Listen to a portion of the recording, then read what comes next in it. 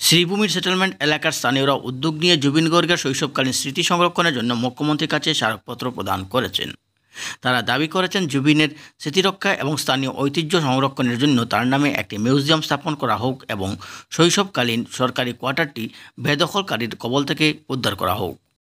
শ্রীভূমি এলাকার একসময় সরকারি কোয়ার্টারে বসবাস করতেন জুবিন গর্গ, যিনি আজকের দিনের সঙ্গীত জগতে সুপরিচিত নাম। স্থানীয়রা জানান এই কোয়ার্টারটি বর্তমানে বেদখল হওয়ার শৈশব স্মৃতি হারানোর আশঙ্কা রয়েছে।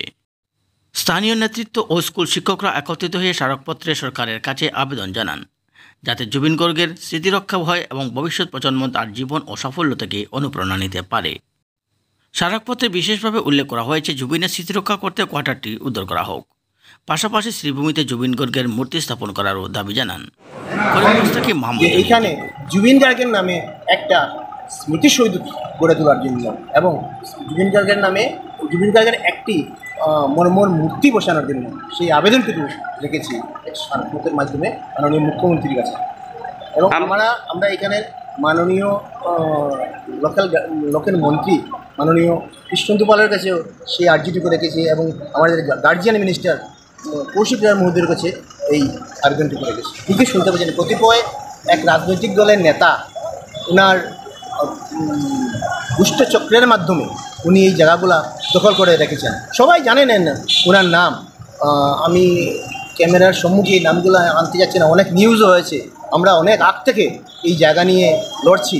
ওই মাননীয় জুবিন গার্গও আমরা গিয়েছিলাম, ফটো আছে ওনার সাথে। আমরা আজকে থেকে 4 বছর আগে কোভিডের টাইমে একসাথে আমরা ছিলাম, অনেক সময়ও কাটিয়েছিলাম। তখন জুবিনদার সঙ্গে কথা হয়েছিল এই জায়গায়। জুবিনদা বলেছিল যে ওখানে আসবেন, এসে আমাদেরকে এই জায়গায় এসে কে দখল করে সে দখল নিজে বলেছেন, নিজে এসে করে দেবেন।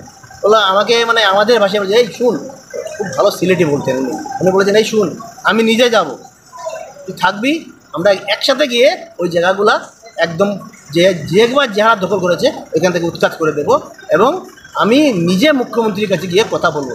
যাই হোক, এরপরে ওনার শরীর খারাপ ছিল, সেই সুবাদে ওনার সঙ্গে আর দেখা হয়নি, কথা হয়নি। আর আজকে তো ওনার নেই, তা সেই তা আমাদের মনটা খুব ভারাক্রান্ত। আর বিশেষ কিছু বলারও মানসিকতা নেই। প্রয়াত সঙ্গীত শিল্পী, সারা ভারতবর্ষের যিনি হাতছাপ ছিলেন, সেই জুবিন গর্গ আমাদের মধ্যে নেই। ওনার যে জায়গায় উনি ছিলেন দীর্ঘ 8 বছর, ওনার বাবার কোয়ার্টার ছিল, সেই কোয়ার্টারের জায়গাটাতে যাতে কিছু একটা করা যায়, যার জন্য আমরা আজকে ডিসি মহোদয়ের কাছে একটা স্মারকপত্র প্রেরণ করেছি। আর ওনার মাধ্যমে আমরা মুখ্যমন্ত্রী মহোদয়ের কাছে এই বার্তাটুকু পৌঁছাতে চাই।